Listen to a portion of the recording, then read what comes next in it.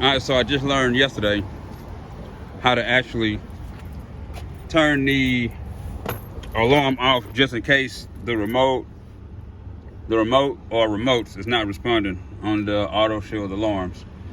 So I'm gonna arm this one.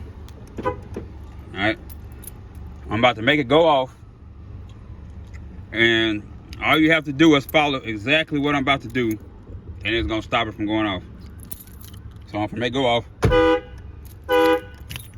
So it's going off. All you have to do is take the key, put it to the ignition, turn it forward, not starting it, turn it forward, press the button and turn it once, and it'll stop it.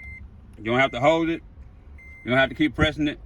Ignition on, press the button in the antenna, press it once. It's gonna stop the alarm from going off, and you can start it without it going off. The Autoshield alarms, that's how you put it, not into Valet, but just turn the alarm off when neither one of the remotes are responding. If you get one that's been put in by me or anybody else, and come outside and it's not responding and your alarm goes off when you open up the door, that's all you gotta do. Got it? And the getting is good.